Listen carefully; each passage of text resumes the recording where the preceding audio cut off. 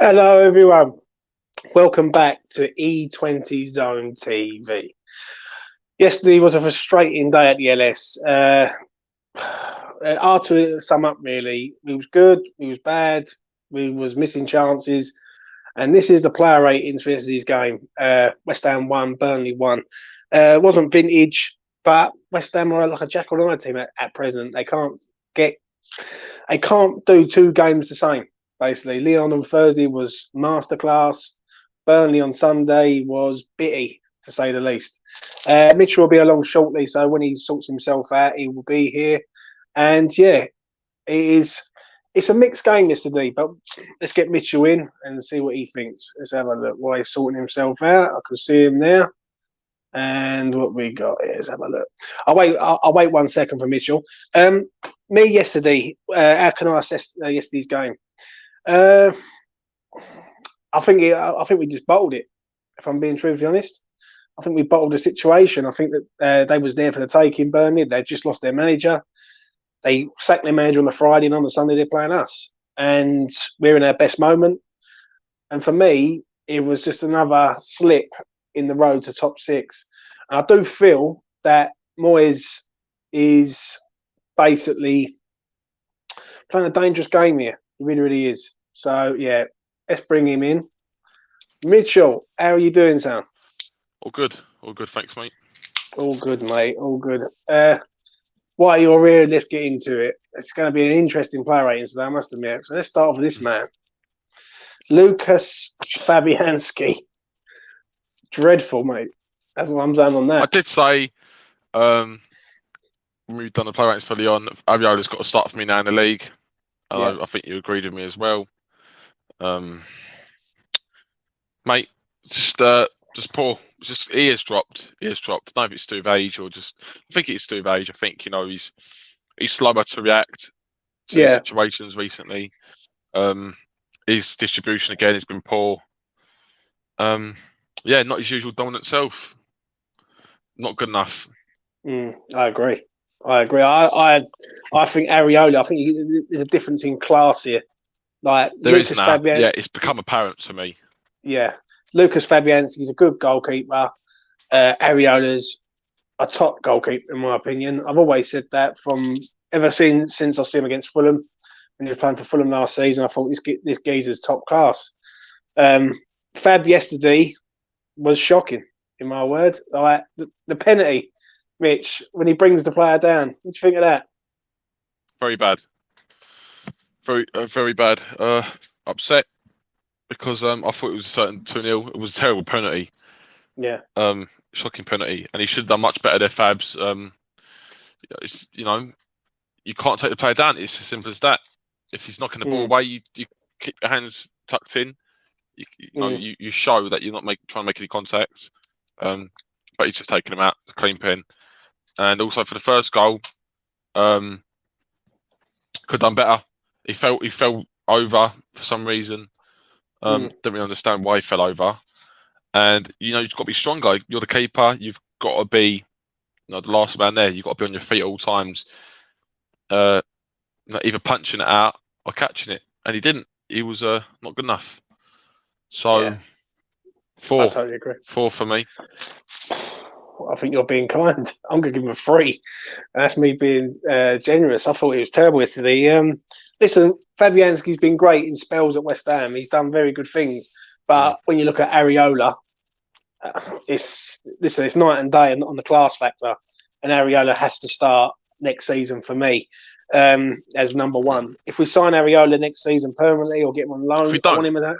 I'll be gutted. Yeah. If he actually didn't sign him, Fulham signed him, we signed Johnston, I would be absolutely gutted because he would go to Fulham, a promoted Fulham side, and absolutely smash it for him again. And I'd be absolutely gutted and fuming. Yeah, I totally agree. So a 4 for me. Adam absolutely hates Fabianski almost as much as I hate Diop, and I reckon if he saw him, he would spit at him. Well, let's not go that far. Anyway, moving on to this man. Let's go Cresswell first. What do you think of Cresswell yesterday? Oh, shit. Absolutely shit. So I think what the players I said that was actually shit yesterday that sprung to mind. There's 4 main players. The first 2 players we've just spoke about, Cresswell and Fabianski, are the first 2 out of 4 that for me were the standout shit ones. Sorry, this feels nice. Yeah, absolutely diabolical. Passing was shocking. Rate of pass to like players like Vlasic going down the left was just poor. Crossing awful, and it was blocked. Has he lost his way? Has he lost his way since that Leon sending off? Do you reckon? Nah. I think he's lost his. I think he not even lost his way. I just think he's so ridiculously overrated by fan base, and I've always said it purely because he's better than Masuaku. You know, that's the thing. We see that Masuaku play left back, and we go, "Oh my God, Cresswell was so much better," but it doesn't necessarily mean he's great. But wasn't the worst of all fullbacks. First, but it's before. I'd give Cresswell a 4 as well. Yeah, I'd agree. Yeah, I said at the start of the season on West Ham Fan TV that he's a liability, and I got so much stick for that. Purely because I just see him as liability because I think the way he's so safe as a left back, he keeps to the basics, and that's why he don't really look like he gets caught out too much. But that's because players like Rice will cover for him really well on that left side. You know, I think Fornells covers for him a hell of a lot. Yeah, but also if Souček, or say we didn't have someone as hard working as Fornells, or Souček was on the left side of that 2 midfield of Rice and Souček, Cresswell will be exposed so much more. I really do think so, and he's lucky because he's, for me, just a very, I won't say average now. I'd say he's a pretty poor left back in terms of the Premier League. He's not quick enough. He's not strong enough. He's open play. He's crossing his blocks all the time because he's so readable and predictable. Passing his shit. Yeah, just 4. Not really good enough. And he gets into the right positions really, and he should do so much better. He's just slow and old now. 4 for me. Well, rumour has it is that he's buying a house in Merseyside. Obviously, he's a scouser. Really? And I think he wants to go back home. So, for me, Cresswell, for how well Cresswell's been this season in spells, because he has done all right in games. Yes. I think ever since that sending off, he's just started to go down and down and down. Against Brentford the other week, he was poor. Against Burnley yesterday, he was poor.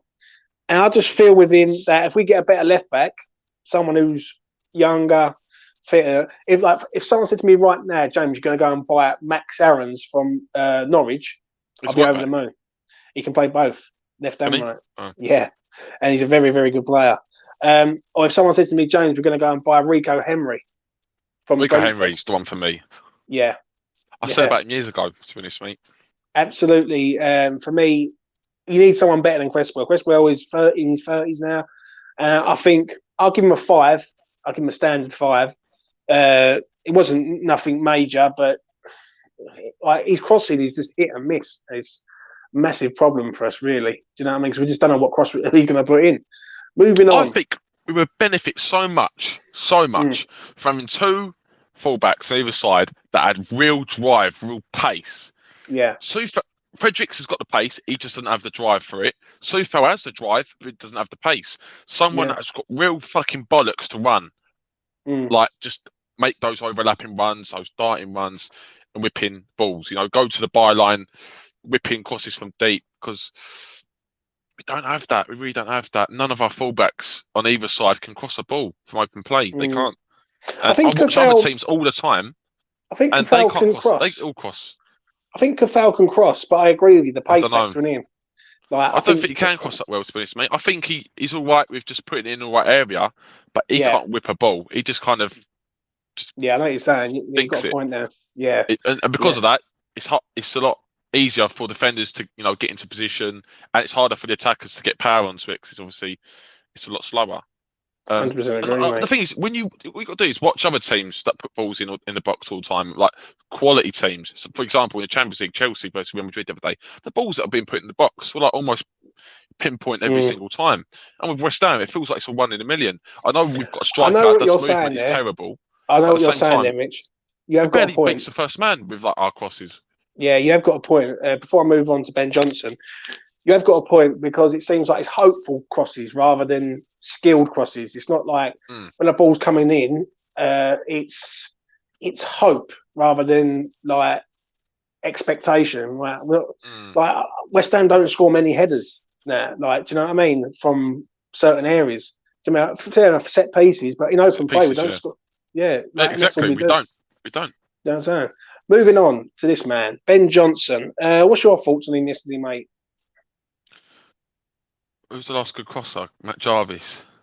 No, I think Cresswell from open play was quite good when he had a little bit more pace and he was a bit quicker. A few years back, like I'd say 3 or 4 years ago, he was a very good open play crosser. I mean, he's assisted quite a few from open play back then. What do you think of Ben Johnson? Ben Johnson. Absolutely shit. He's my third one. So I'm glad we got 3 out of 4 out of the way already. Because I thought it was a load of shit as well, mate, to be honest. I don't know, Mitch. I might have to disagree with it. I don't think he was as bad as some. I would say he wasn't. Was he bad? Nah, I don't think he was bad. Like, give me a reason why you think he was bad yesterday. So it's hard for me. It's harder for me to recollect. So obviously, because it's the day after. And I've forgotten quite a bit about the game. I'm not gonna lie. I'll go West Player Steve was fault for this. Yes, that's the main one. Fault for conceding the penalty. Shocking ball. He just you got to hoof it up there if you're gonna do a risky ball like that. He just gave it straight to him, and that was the reason why they were through on goal. Yeah, but plus his all-round play was shit. His crossing was poor as well when he did try and attempt to cross. Link-up play was just non-existent. Slow, as per it looks at the moment. Defensively, it's all he's got. I'm sorry, like it's all he's got. And I don't know. I think he was.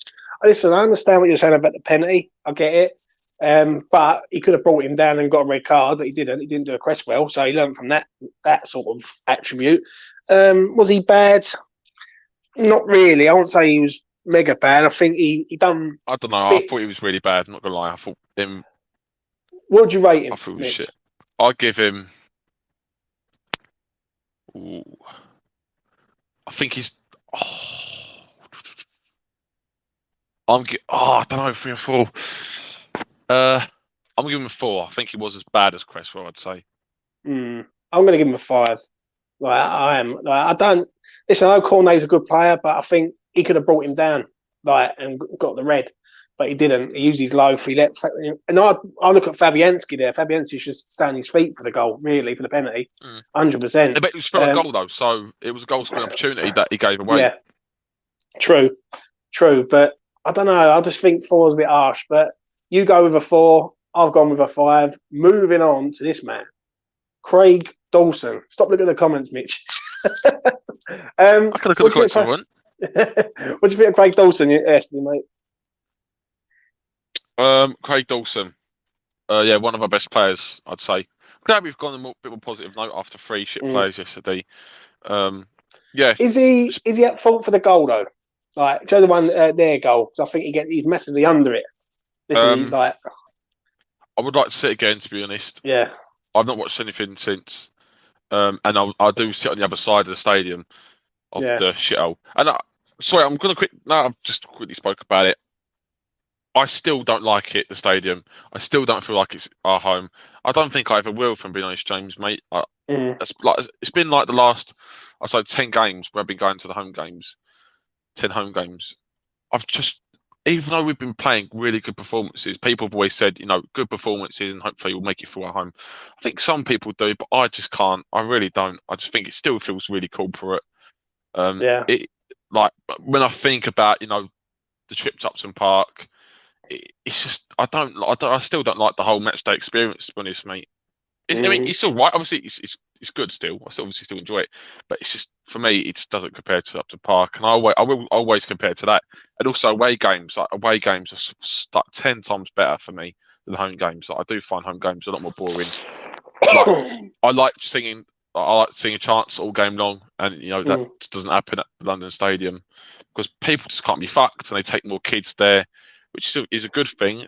But I don't want to be sitting around kids all game, every game. Do you know what I mean? Do you know what? Let's do his rating for Dawson, and we'll quickly have a chat about that. Yeah, sorry, mate. I'm going to give Dawson a 6. I think he gets out jumped. I agree with Joan. I think he gets out jumped for the goal, but I think he was good in spells. I think he's a breath of fresh air, Dawson. So yeah, I'll give him a 6. What would you rate him, Mitch? 6. Yeah, I'll give him a 6. Yeah, fits but right. Two sixes for Craigie Dawson. Before we move on, for me with the stadium, obviously I've been over there, but I haven't been in the ground. I won't go in. I won't set foot in there until the owners are gone. I think they're just absolute robbing this club blind. But it's an hard one. I think West Ham have to make their own history. And once West Ham make their own history, like say for instance they go and win the Europa League this year, then I think it'll start feeling like that atmosphere. The only problem with that sort of mentality is West Ham is never 2 days the same. But West Ham should be buzzing every home game. But what I've noticed from the outside looking in is that some games they get right up for it, like big games, and the Burnleys they don't. It's just like there was a train strike yesterday, so it would have been hard for people to get there. So that's justifiable. But West Ham scored in every goal, every game at home this season. So we've got to give them some credit there, where credit's due. But it's an hard one, Mitch. Like I think football's evolving more. For me, I don't think it ever will.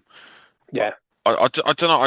I really don't like modern stadiums. Like you go to these stadiums and you'll be wowed, and then it'll just be silent for the next fucking 90 minutes, or you sing one chant or whatever. Yeah. Like, it just they're not. I don't know what it is. It don't create it. People don't feel edgy. I think West Ham's got to change this thing. One thing I will say before we move on, I think West Ham's got to change this having other supporters going to watch the football match. It's ridiculous. Like it should be West Ham fans and the away fans, and not Man United fans, Chelsea fans, because they can get a cheap ticket. Now, so many fucking Man United fans, especially Man United at home this season. Disgusting how many there were around me. All of them, like fucking new faces I was seeing all the time. Like, the celebrations, I could tell I was celebrating, going mental when we scored. I knew from then who were the fucking Man United fans and who weren't. It just, for me, I think that's disgusting. And I think eventually someone's going to get seriously hurt in there. Like in a way, a fan who's not a fan of West Ham will get hurt eventually. Because West Ham fans, it is good, but it is also not good because they get hurt, they could end up in hospital or even worse, dead. The problem is with it, though, Mitch. But they know that. They know that risk going to the game. Yeah. They know that. And they know they shouldn't be doing that, and they're not allowed to do that, but they still do it anyway. I do blame the club there. The club should monitor who they're selling tickets to.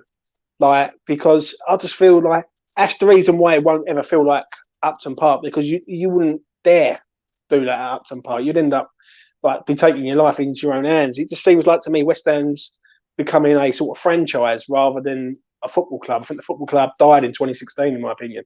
Do you know what I mean? And West Ham's there, and it would always live. Listen, if West Ham were playing in like the National League, right, they would still get the fans going because they love the club. Do you know what I'm saying? The difference is that when you've got other fans in there who really don't want West Ham to do well, let's be honest. Your Man Uniteds don't want West Ham to do. Your Tottenhams definitely don't want West Ham to do well. Liverpool is the most I see as well. And Liverpool, United, ridiculous. It's like your Cockney Reds and your Cockney fans who just go to a football match because it's like it's more like a day out rather than the football. If that makes sense. It's more of like a tourist. It's like when someone comes to London, they want to go and do an attraction, so to speak. Why would you go into London and do all that when you can go to Stratford and go and watch a game of football? Like, but that's the kind of setting the London Stadium has. If it was, say, an old school stadium, but still 60,000 seater, and it felt more rough, we wouldn't have anywhere near as many Man United fans or Liverpool fans in it, because that's just the feel the stadium gives off, and I still really feel like that. But this is nothing against Americans here, but there was three Americans in front of me, and I think they come every now and then. No, this is the first time I've seen them this season, actually, just sitting in front of me. And after the two people in front of me with the kid left after, I think, the 70th minute, fucking, they want to phone to their mates and like, other American blokes, and they all come down sitting in front of us with their phones out, recording the whole game, all of them in a row. It made me sick to my stomach. I didn't have a clue what they were. They wouldn't have a clue what they were watching. The problem is, Mitch. I understand what you're saying. Yeah, I do get it, and maybe it's a good thing because if I was sitting there and I'm seeing West Ham struggling, because I'm very, very, very passionate fan of this club. Yeah, I love this club to death. Yeah, and it breaks my heart every single time West Ham play at home and I don't go because of them owners. Yeah, but I've got my principles and my morals that to say, you know what you've done to us in 2016 to the locals and everything. Some people don't know half of what they got up to with some of the shit they done. And for me, when I look at them, I think, yeah, listen, the club's doing amazing things, right? Absolute amazing things. But they've turned it really into a tourist attraction for a game of football. Like if they're like Manchester United fans, I don't think you would see Man United fans, like you wouldn't see Arsenal fans and like in Manchester going to watch a football match. Like you just wouldn't see it. It just seems like it's very, or even Arsenal for that matter. Like I don't ever see that problem. It just seems like it's just solely at West Ham. Like, and to answer Jazz's question before we move on, what's the solution to this, then, fellas? For me, they should have background checks. They should have see who. They should see who is coming to the ground. Yeah, and basically anyone with a shirt on that isn't representing the home team or the away team shouldn't be allowed in. Simple as that. Because what it is, Mitch, and I'll quickly round it up on this. If someone gets hurt there because they're naive, yeah. And listen, I've been to West Ham away games where it's been massively hostile. I've been to like the home games, like Millwall back in the day, where it's been absolutely pandemonium. They wouldn't know what to do, and I wouldn't want to see a young lad who's come with his dad, and his dad's getting a good hiding. Do you know what I'm saying? I wouldn't want to see that. So for me, this is on the club basically to say, right, there is a strict no shirts. I've seen people with shirts. I've seen people with hats. I've seen people with scarves with different colours. Half and half scarves. Half and half scarves and things like that. It's not good. It's not good. But we will move on. Sorry, and just I'll touch on the stewards as well, just really quick, if you don't mind, mate. Stewards, fucking bunch of wankers they are. They're just useless. Don't have a clue what they do. They don't want to be there. And also the people behind the bars don't have a clue how to pour a pint either. Useless. All of them. Fucking useless. So that's me done. That's him done on that. Moving on to this man. Mitch's favourite player, Issa Diop. Talk to me, Mitch. What do you think of him this week? I thought he was good and bad, in my opinion. I think I'll give him credit where credit's due. He's been quite good recently. He's been playing better. Yeah. But here we go. He's been playing a bit better. Everyone on Twitter. What do I say?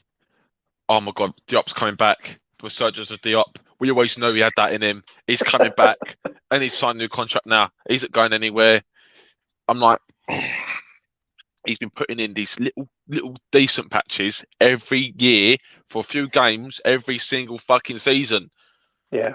Like, are people just gonna like sweep under the fucking carpet the other 20 bad games? Not just bad, shocking games he's had this season, where he has been our worst player over the entire season, without doubt. Fuck me. He was good yesterday. He was quite good. I thought he was actually quite good.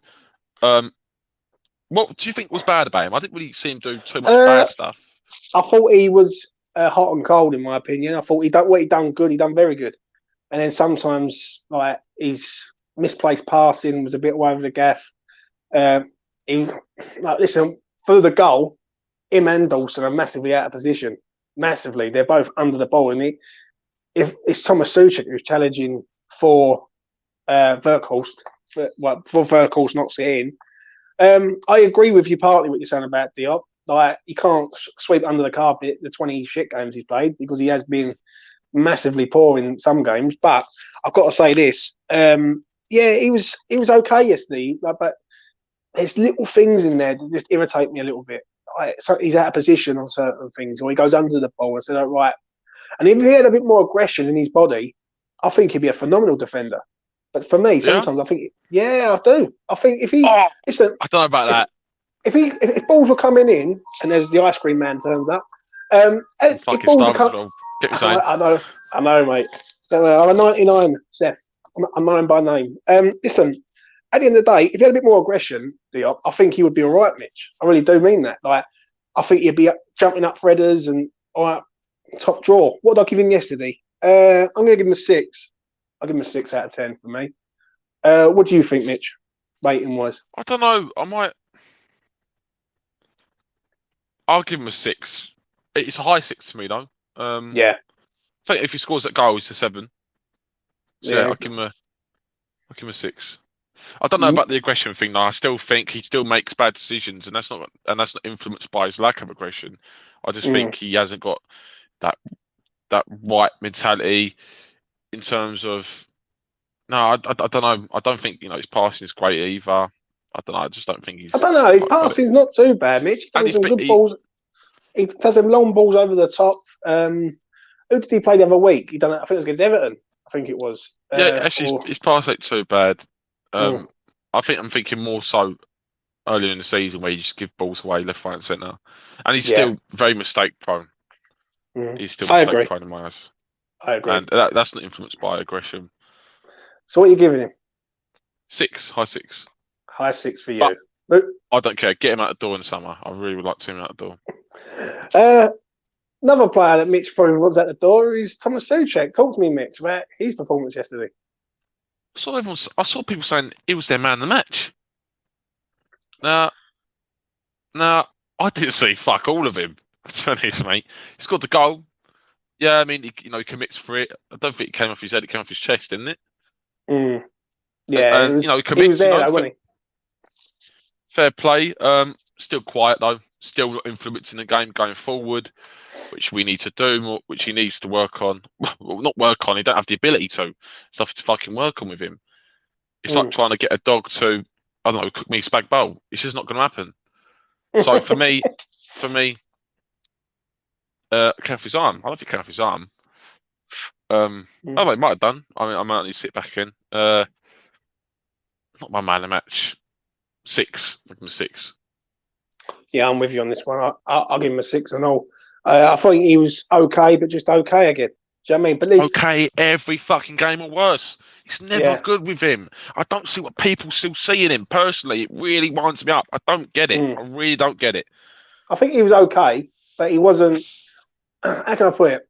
He's there. He chucks his body about. I can give him that, and I can hold my hands up and say, you know what, fair play to him. He does chuck his body about, but there is nothing else there with him. Like let's put it this way: if he don't score a goal yesterday, what would you rate him? And for me, it'd be like a low 5 for me. Yeah, it's just like man of the match. I don't get it. Like, what did he do to warrant man of the match? Fuck. Yeah, really winds me up. While Mitch calms down, we will move on, and we will move on to this man, Mr. Declan Rice, who I thought was decent yesterday. What do you think of him yesterday, Mitch? Yeah, good. Bit more like the Rice of, because he's been a bit patchy recently, but last couple of games he's picked it up again. Going forward more. Passing was good yesterday. His diagonal switching was much cleaner than what it's been recently. Yeah, just a good standard Rice performance of like what we were used to seeing, 5 games ago and before that. I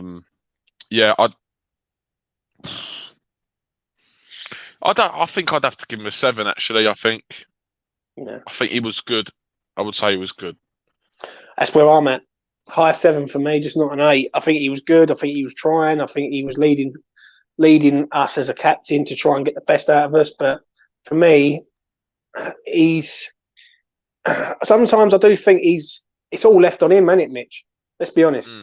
It's all left on Declan Rice to try and save us every single time. I'm expecting him to run forward and get forward more, which is great, and we do that because other players just don't do it enough. We don't have any fucking pace in the team. And what Jones said about Souček, so he likes potato salad, he runs a lot, and he scored. That is Souček. He runs a lot, and that. Oh, sorry, Ron Rice. Forget about Souček. I've had enough. Sorry, I'm happy. So what would you? So I'm going for a high 7. You're going for a 7. Moving on to, let's find him. This man, Manuel Lanzini. What would you give him yesterday? I thought it was all right. Yeah, not bad. I thought it was pretty decent. One of our better players. Pardon me. Yeah. Hey, I don't know. I'll give him a 7. I think he low 7. I'd say for me. I thought he was good. His passing was decent. He got out of tight spaces quite well. I think a game against a team like Burnley really suits him. Someone who they're purely physical and really don't have as much pace, Yeah. or they're not on their feet as quick as other teams are, which makes it easier for Lanzini to kind of spin them or take quick touches. He done well yesterday for Lanzini, I thought. Still doesn't do as much as what I'd like in the final third at the moment. I think he's kind of left that in January and December. But he's doing things better. He done work. Fucking hell, my stomach's grumbling to fuck. He's doing good work deep, but I still want him to influence the game better going forward. So for me, a 7. I'd give him. I'll give him a higher 7. I think he higher 7, just not an 8. I think he's on the Declan Rice par. I thought he was good. I thought he tried to link the play up well. He was trying. The thing is with Manny is he's been such a great servant at West Ham. For me, is he here next year? I don't think he is. I think I feel he might go back to Argentina, mate. No. I love Manu. I've always loved Manu. Yeah. Probably my favourite player. Like obviously, everyone's his favourite. He scored some absolute amazing goals, and let's be honest, if he leaves us in the summer and goes back to Argentina, I'll cry. I'll do anything for him to stay.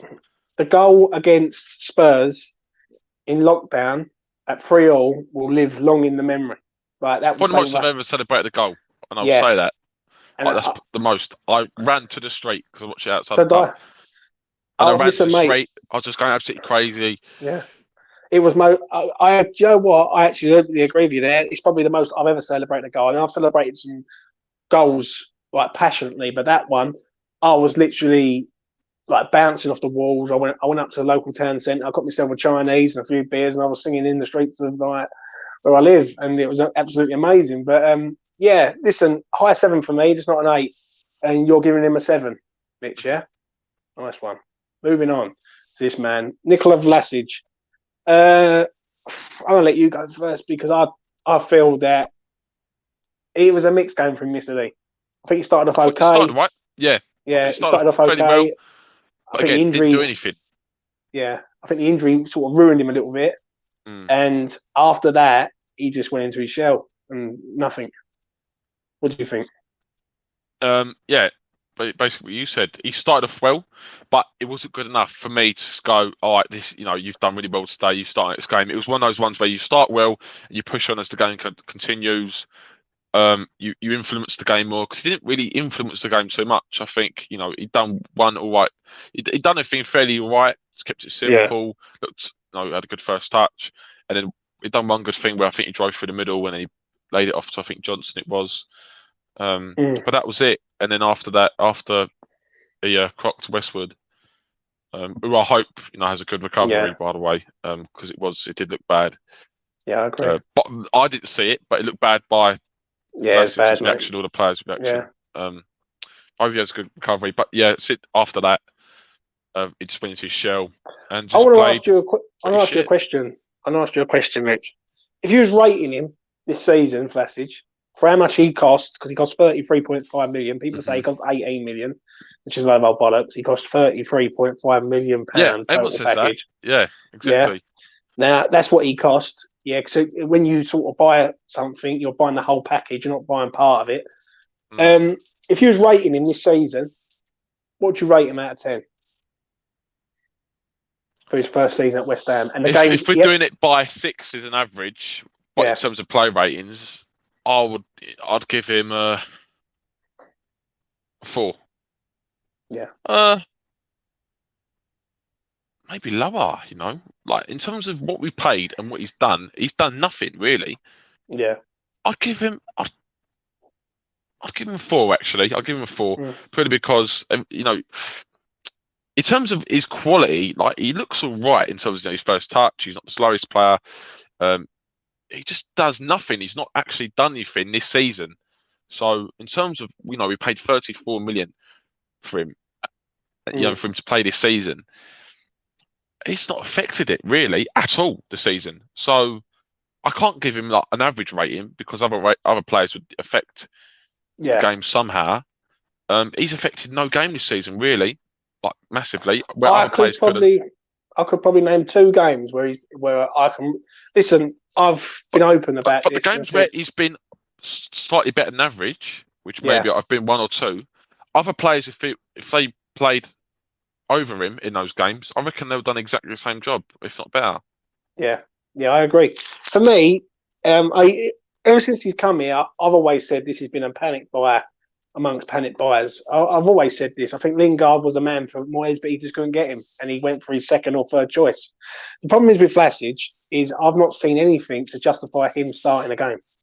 That comment Right? there, Bowen and Benrahma took a year to develop. I want to fucking gouge my eyeballs out.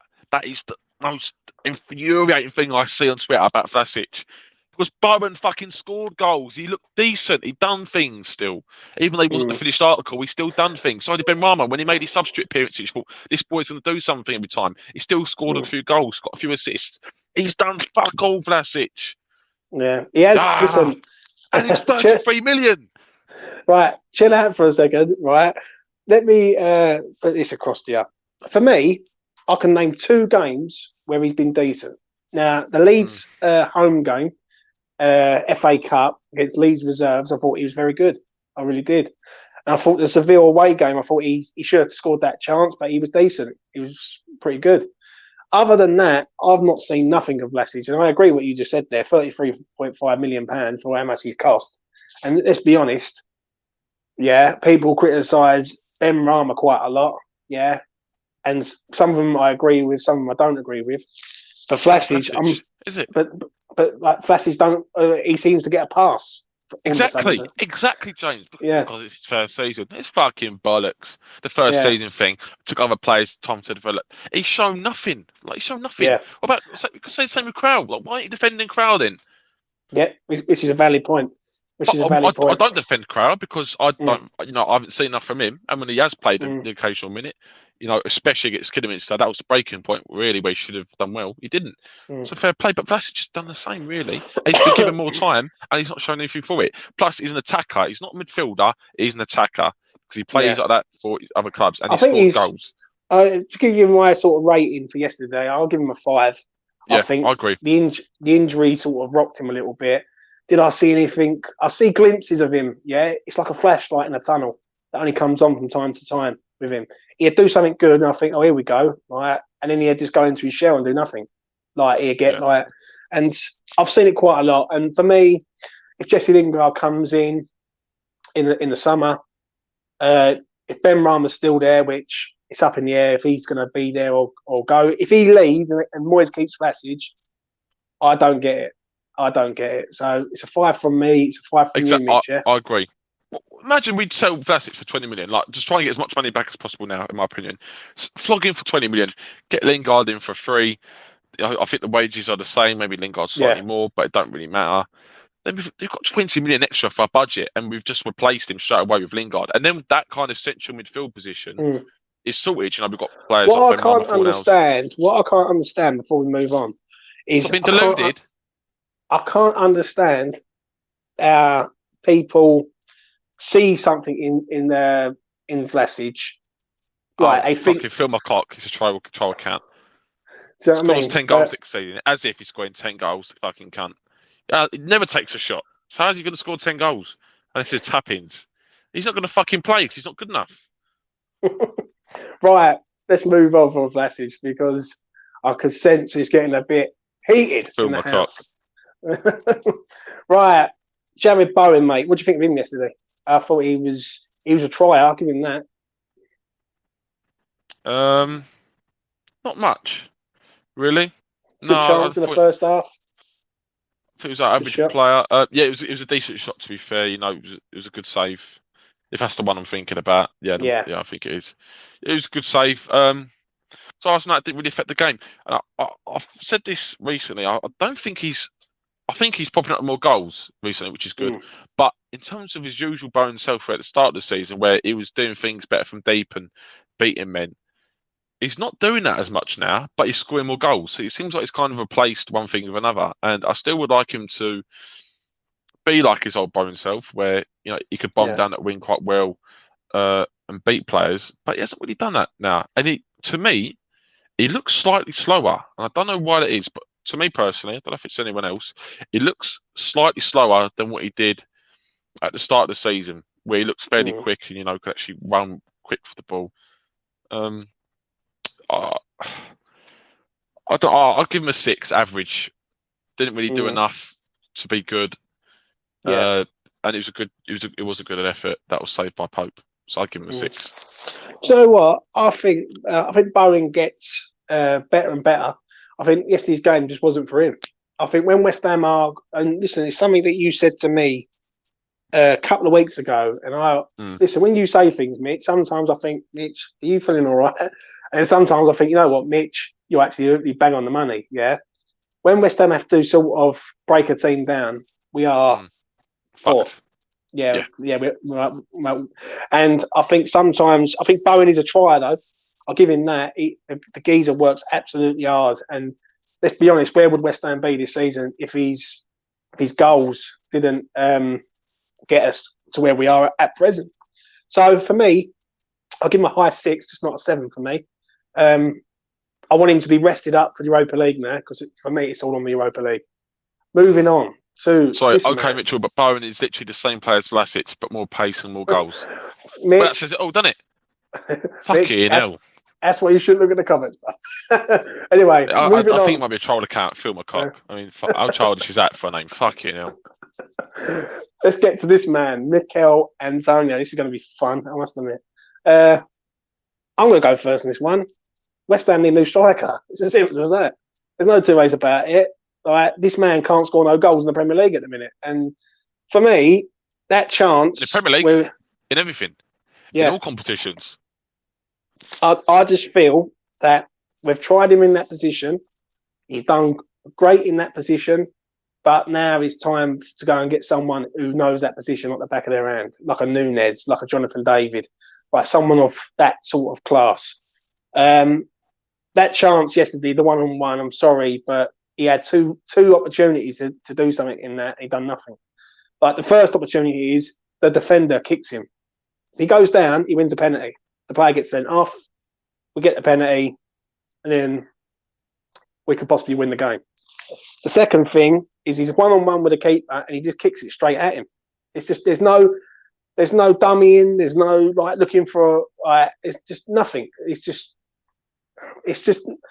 It's a player who's a winger who's playing as a striker, and that's what people think. Like, do you know what I mean? So I don't want to be overcritical of Antonio, but yesterday he was poor, mate, in my opinion. Like, what do you think, Mitch? And I will be overcritical of Antonio because now I'm starting with the point that everyone says he's a top goal scorer. We should give him more respect. He's a top goal scorer because no top quality player ever stays with us too long because we've never been a good enough side. Now we've actually turned to an all right side where players might want to come to us. Now we need to upgrade. If Arnautovic was in the team, so say directly at the start of the season, prime Arnautovic was in our team, and Antonio wasn't, we would be, I reckon, 9 points better off, maybe 8 points better off in terms of the league this season, because so many times throughout the season, his first touch has let him down. So many times we've proved it up to him, and he just collapses. And sorry, this Phil McCott bloke is getting my nerves. I'll have to read that in a minute. It'll be Nick Sanovich. Yeah, he's talking shit. It will be so much better off, and he has not got the positional awareness to play striker for me. He's not got the stamina to play each game. He's not got the stamina to play each game 90 minutes, or even a game 90 minutes. He's not a player which should be playing striker and running up and down and pressing the defenders, because he looks fucked every game. After the 60th minute, he never presses any defenders, and he just looks fucked. At the start of games, maybe you go on Antonio, fair play, but then that doesn't last for long. And players like Arnautovic, where he was fairly lazy sometimes and was offside a lot, granted, but he did used to press the defender quite a bit. Remember the goal, for example, against Bournemouth, where Begovic slipped. Do you remember that? And Arnautovic that's all because Arnautovic was pressing him. And keepers do fumble a lot. you watch other games where keepers fumble the ball because players run at them. Mane the other day when he pressed Stefan. Was it Mane? Was it? I can't remember who it was, but someone pressed Zach Stefan, the Man City goalkeeper, and because of that, he won a goal. And that does happen quite a bit with goalkeepers in the Premier League. So Antonio never does that, and that that's a few goals a season really knocked off because of that, because he doesn't have that work rate, and that's purely because of not pressing the goalkeeper. Antonio is a player where quality-wise, he's really not good enough, and I think he needs a squad role. He does need a squad role. And he does have the good games, but saying he was amazing at Lyon and saying how can you cut him off because he was great at Lyon?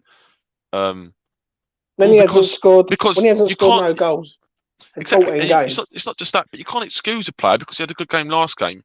We're at a position now where we want to push on and we actually want to do well in the league. We're actually, looking to finish top 7 every season and go for competitions. If we want to be that, we've got to change our mentality. And you've always said it.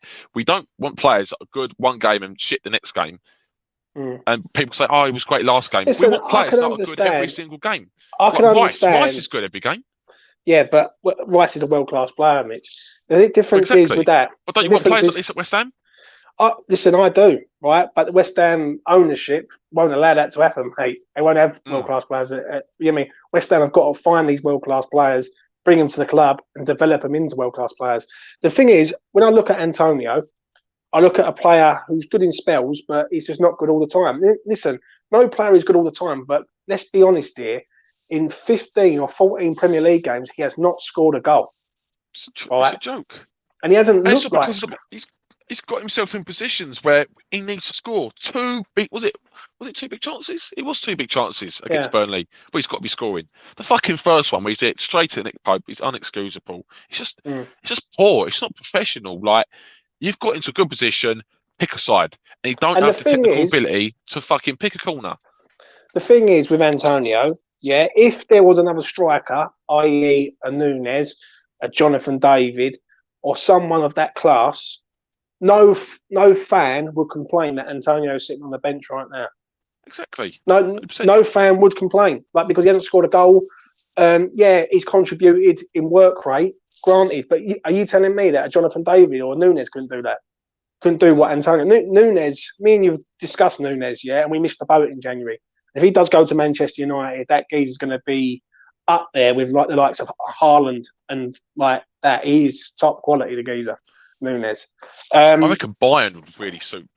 Him for the future. Like, obviously, as like second striker to Lewandowski when he finally retires, I think he'd be absolutely sublime at Bayern. 100%. What did you rate him yesterday, Mitch? Antonio. By the way, he's my 4th player. I talked about the 4 players at the start that I thought was shit. He's my 4th player that I thought was shit. And for me, he was the worst player on the pitch yesterday. For the fact that he missed 2 massive opportunities and one of them has to be scored. You're a striker. You're not like fucking Craig Dawson running through a goal where, it's 50-50. You are our striker, our only striker. You have to be scoring those chances. What'd you give him? Give him a 3. I agree with everything you say. I just can't give him a 3. I'll give him a 4. I do agree with you, though. The chances that he's missing are... Listen, that second chance, if that's a top striker, that's in the back of the net, mate. I'm sorry, but 100%. It is.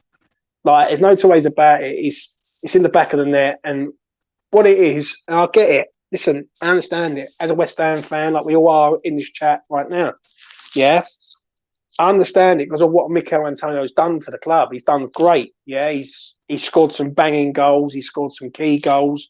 He scored the goal at White Hart Lane after they returned. I get it. But sometimes all good things come to an end. And I just feel that if we had a top striker, and Mikel Antonio was a backup striker, then we are rolling.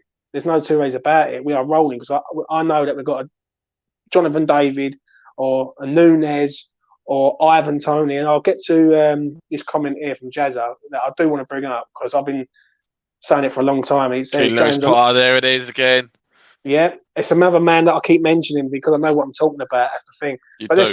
Let's get on with this, Mitch. He says, James, I know you like Ivan Toney, but does he offer the same physicality as Antonio offers? For me, Ivan Toney is a better player. What am I hearing? like Ivan Toney. Listen, I've said it on different channels. People who know me know I was on a lot of channels 6-7 months ago. And when I started doing my own channel, I've always said Ivan Toney's the man. He's the man to replace Mikel Antonio. He's the man. He scores goals. He doesn't miss a penalty. He brings people into play. He's got that. We need a penalty taker as well, don't we? Because we ain't got one, really. Haven't really. Obviously, since Snowball's gone to the bench. And for me, I can see potential in Ivan Toney. I can see him. Yeah. If he goes to a better club, he gets better chances. He scores more goals, in my opinion. I always said that if Harry Kane would have left Spurs, I think Spurs would have went after Ivan Toney. Now they're sort of dead in the water. It would suit Spurs, actually, in terms of dropping deep and that. Dropping deep and the way he plays. Yeah. Now, for me, Ivan Toney's the man. West Ham should go after Ivan Toney. And if West Ham signed him up, with just think you got Ivan Toney up front with Jared Bowen, Lingard in behind. That is frighteningly good, in my opinion. But listen, what do I know? People said about Keane Lewis Potter. Someone DM'd me today or tagged me today on Twitter and said that David Moyes was at the Millwall game watching players. Oh, really? Yeah, he was watching. Obviously, I think he's gone there to watch Keane Lewis Potter because Keane Lewis Potter is a talented player. And if you fancy another player who's young, fresh, and knows where the goal is, flick over to watch Nottingham Forest because Brennan Johnson has scored again. He's another player. Yeah, he's another player that is on that list. He won't be there next season at Forest, even if they go Adobe? Up. What a fucking flash. What a flash. Anyway, that is the starting 11. So Adobe? Right. Fuck's that about? Let's get to the subs, Mitch. What do you think of Fornals when he come on? Give us a quick rating. Yeah, good. And I'm so mixed with Fornals. Like, I do get really conflicting views, and usually I'm quite firm on my views and how I feel about players. I think he should do that to improve. Fornals, I will say he's really shit, and the next game he'll play really well. So it's a weird one. I do think if I think about it, I do think Fornals is a decent player at West Ham. He's a good player too. Yeah. Even if we do push on, he's still a good player to have around the club because he's passionate and a good player to have in the squad if you want to change a certain way. I think he's wasted on the left though. Yeah, I think Central. I would say Central is much better.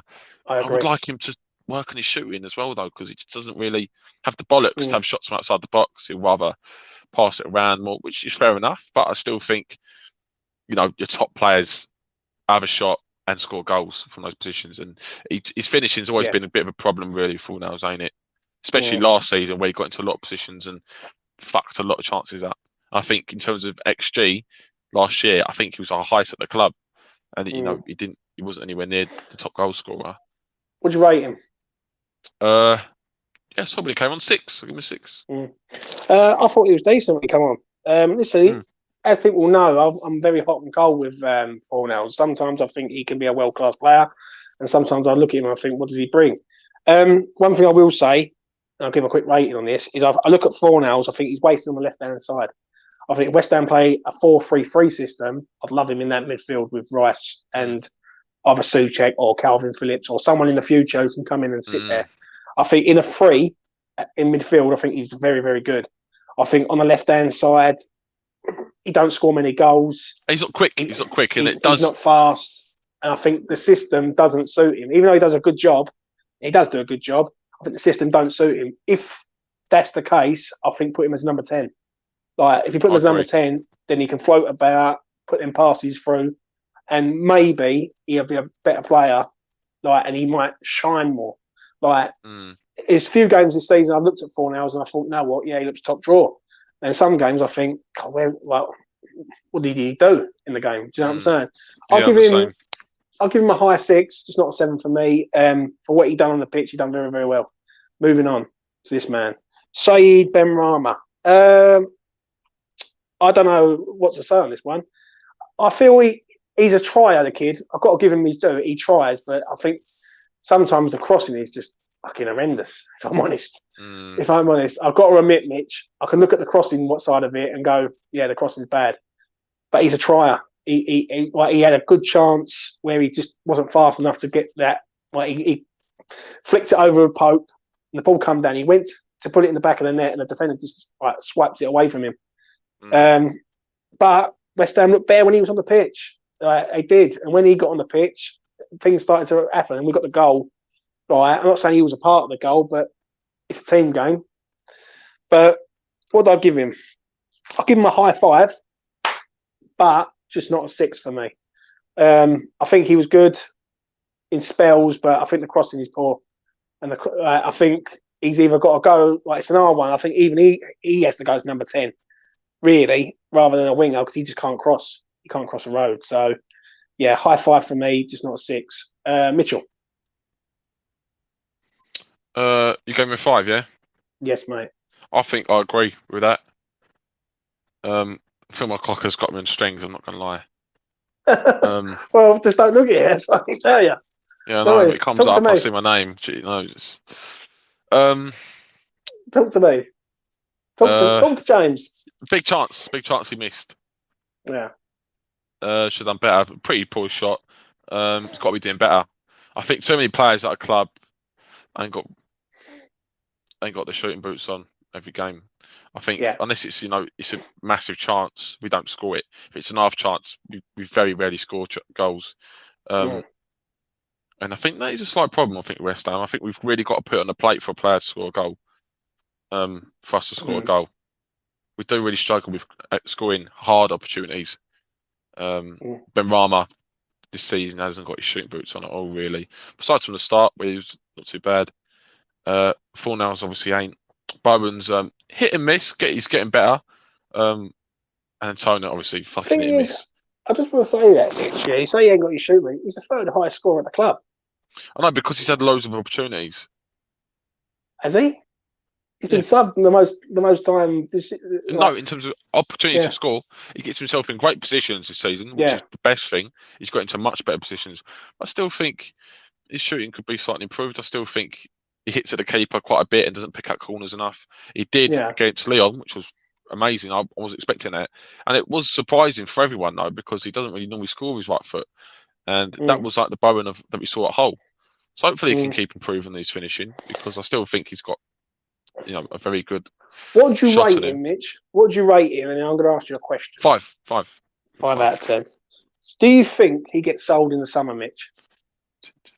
I've got a feeling he gets sold in the summer this summer window.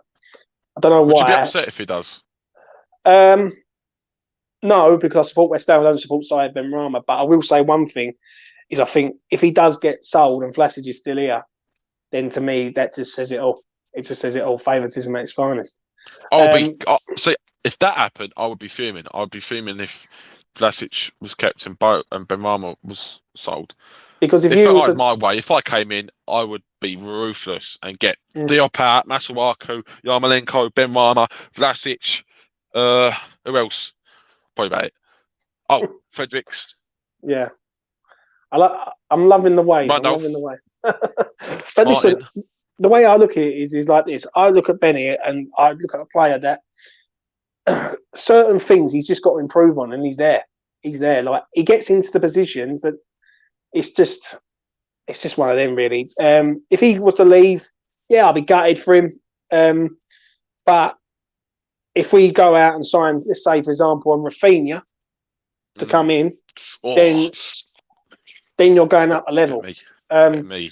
Do you know what I mean? If we go out and sign someone else who's just like bang average, like some geezer, really quick. Like, do you know what I mean? Someone who's like, for instance, if West Ham was to go and get rid of Benrahma and they signed Keane Lewis-Potter and Brennan Johnson, I would be a very, very happy man, because I know that them two players are absolutely going to be mustard, 100%. So yeah, it's shit as well, though, mate. I'm not gonna lie, he can't cross with his right foot and he can't shoot with his right foot. So he's not a crosser, mate. He needs to be going attacking players. And one thing I will say, I'll give him credit for, at least he has a shot on goal. Like, I don't see anyone else have a shot. Yeah, like, you've got to give him some. If he don't shoot, he don't score, do you? So like, he can't win either way there. So say the same about Antonio, though. Yeah, 100%. So I agree. Moving on to the final two ratings of the evening. Before I get to the final two ratings of the evening, as I always do, please like the video and please do subscribe to the channel. It goes a long way. Anyway, moving on to this man, the referee, Mitch. What do you think of the ref yesterday? It was the rest yesterday. Oh, I can't remember. Someone in the chat will tell me. I cannot remember who the referee was. That's a good sign after the start. Obviously, Good. Yeah, nothing controversial. Kept the game flowing, I thought, pretty well. yeah. To be fair, against a dirty team like Burnley, more of a rough sit back. Paul Tierney. I didn't think he was actually right. No, Lucas obviously don't agree. What do you say? He's a cunt. See, I think. Or fuck. I don't know. I think cunt is. Yeah, I don't think he had too much of a bad game yesterday. Comparing, I think now we're going to compare to the first Leon game at home. That's going to be our comparison to shit referees. And I couldn't say he was shit yesterday. I thought he kept the game flowing quite well. I I'd agree. give him a 7. I'd give him a 7. Yeah, it's going to be a short rating for me. I agree. I think he was all right yesterday. I didn't really see him do anything. I think the penalties are right. It's a right decision. I think the way he handled the Ashley Westwood injury was the right decision. He didn't book Vlasic. It was an accident. And easy 7 for me. Moving on to the final rating of the evening, Mitchell. And it's this. David Moyes. Get Phil off here, mate. He's really doing my nutting. he said the big thing that I get round up about Souček being how's he bad if he's covered the most league and distance in the league. Right. Enough of old Philip. Let's have a look at Moyes. Speak to me about David Moyes, Mitch. Something tells me his name's not actually Phil. Moyes. Cool. Yeah, I can't really blame you. Changed it up a bit. Started Vlasic to rotate the team, which I do get. I don't. Yeah. I get every single decision he made. If Saeed Benrahma's not on Ramadan, does Saeed play? Yesterday. Yeah. Yeah. I don't think he didn't start him because of Ramadan. I think it was to do with that. Do you reckon? 100%. He started almost every game for us, though, or most games when he was Ramadan last year. I don't know. And he played his best football, actually, for us, Benrahma, a lot. Yeah. At that point. I feel that Ramadan at the minute is I think it's draining the life out of him. And that's why he's been coming on for 10 minutes and 20 minutes. I don't believe that yesterday's game, that it's a game against Burnley, Benrahma only played 10 minutes or 5 minutes the other night. If he's not on Ramadan, for me, he starts. Because what's Vlasic done really to deserve to start a game? Yeah, 100%, nothing. I agree. Nothing. And you can't really. start Fornals and Lanzini together, as you said. They just don't work. In certain games. For me, the team really does pick itself. I mean, yeah, I can't really. I think the team does pick itself now, really, especially for Europa League. What do you rate Moyes yesterday, Mitch? He clearly didn't get the players up for the game. Because if he did, they would have cared a lot more, and we obviously didn't. The way we played was all right. It wasn't terrible. Obviously, Antonio missed 2 big chances, and we did grow into the game. For me, I said at half time, actually, we need to make changes. I said Vlasic should have come off. Yeah. So yeah, I'll give him a 6. I can't really blame him too much. I'm going to give him a 7. I think he picks the team. The only thing I will say is lack of rotation for me is a major problem with David Moyes. I know he wants to do well in the.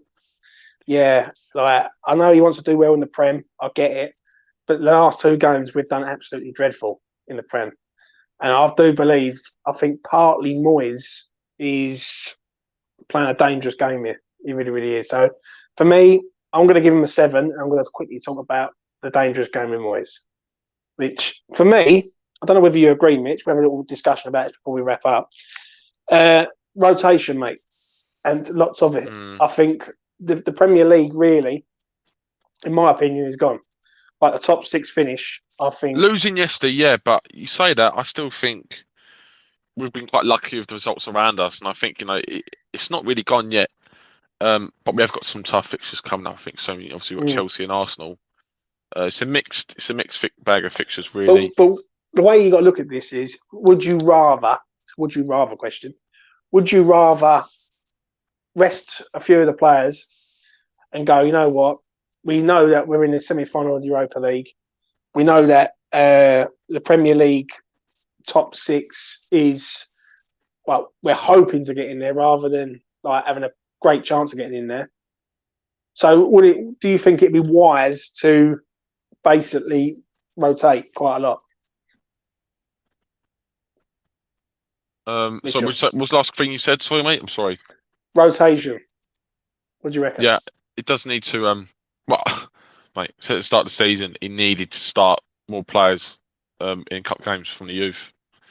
So many. Ashby, Alès Baptiste, and Longelo all should have had a game here and there in the cup games alongside experienced players to see what they're all about, see if they could fit in for the end of the season, so that we don't have fucking donkeys playing.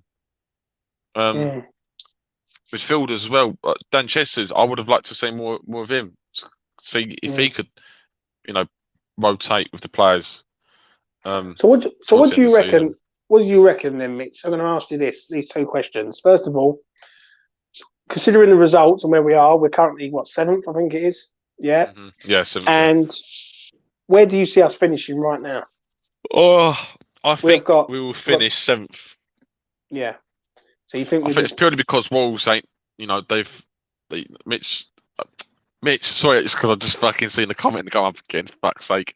I think because Wolves, had that are having a bit of a dodgy spell now, where halfway through the season they look to be one of the best sides in the Premier League. They look superb, and I 100% thought they were going to overtake us at one point. But we're quite lucky that they've dropped their performances, and the same with Arsenal, really, and it has given us still a chance. We've been quite lucky. Oh, mate, this guy's got me in strings. I can't help but read the chat, mate. I'm sorry. I can't. It's my bad. Sorry. You will learn one day. You will learn. You know what? I personally just want to explain to everyone my reasons for everything. I don't want to leave anything because obviously everyone believes they're right, and I believe I'm right all the time. So just seeing him talk about shit like distance covered with Souček, the one thing that really gets me going. Yeah. Obviously, it's. Do you know what? I love it, right? I love it. You don't see me reacting to nothing. You react to everything. Awesome. Yeah. Listen, cold. That's why you're. So you're going to say 7th, right? So you're going to say 7th. For me, I think we have to get 7th at least, minimum. Yeah, I agree. Right, we have to get 7th. And the second question that I'm asking you, Mitch, is this Europa League, right? We need to make sure we win this Europa League, or at least get to a final. We have to get to that final.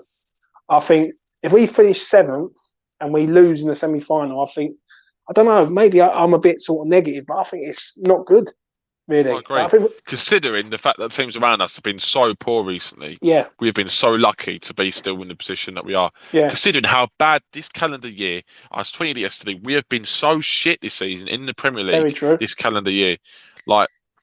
We've been, the results we've won have been scraped.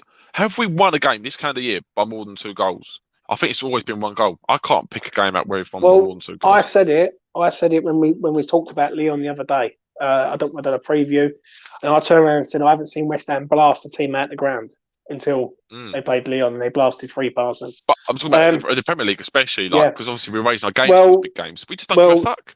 Norwich at home, we won 1-0. We was poor, but we got the job done. Watford was 1-0. Everton were lucky to win that game.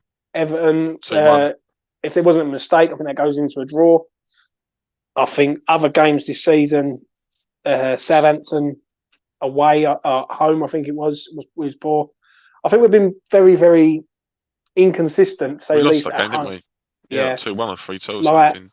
But I think at the start of the season, we was up for it. And I think as the season's sort of gone on, I think it's just drained us with the Europa League. But then I do go back to the January window and go... Exactly. That is on Moyes. It is on Moyes for me.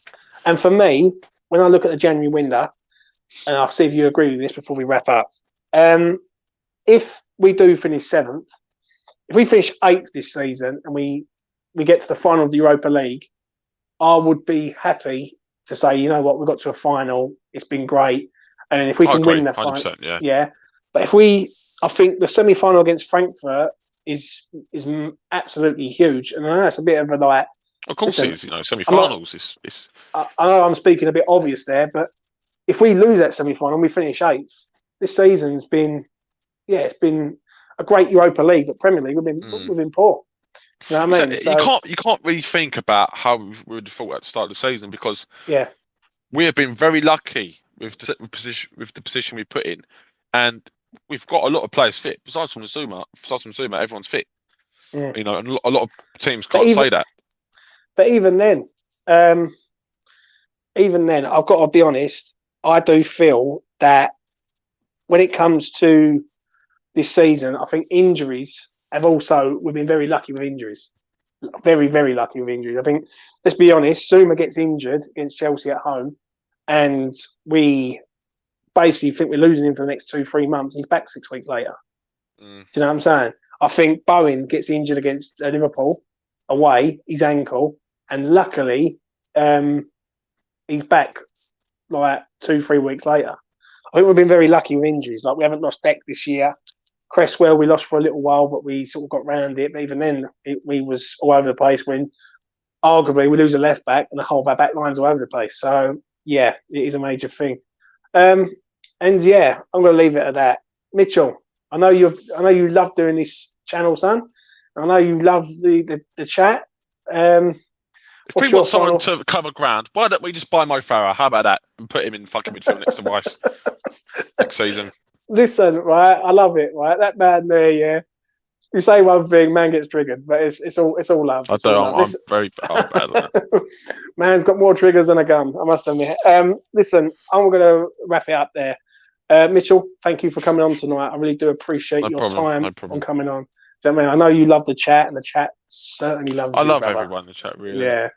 Let's talk about Suchek. Yeah. Moving forward, we've got Chelsea. Oh, let's go get another chat. Get me out of here. Oh, I can't do it anymore. Mitchell can't do it no more. Listen, we've got Chelsea next Sunday. It's going to be a big game. Listen, Chelsea-West Ham is always a big game, whenever it is, at whatever part of the season. But next week is a big game. If we can get something there, then hopefully, who knows where we could end up. Then that week is massive. We have got Frankfurt on the Thursday. Yeah. Then we got Arsenal on the Sunday, and then we've got Frankfurt again. Got then? Do you know what I mean? You know. And that is what it is. No problem, Joan. Do you know what I mean? Good having people with a bit of sense in the chat as well. Thank you. Oh, damn, bitch. I'm going to call you the Trigger. I'm going to call you Trigger's Broom. Anyone knows Only Fools and Horses, you're known as Trigger, man. Do you know what I mean? But anyway, I hope we've had all a good Easter bank holiday weekend. Also, that's more important. Mitch, I went to the theatre at the weekend. I went to see Wicked. Yeah, up London. It was very entertaining. Wicked? Wicked, yeah. It's what's that?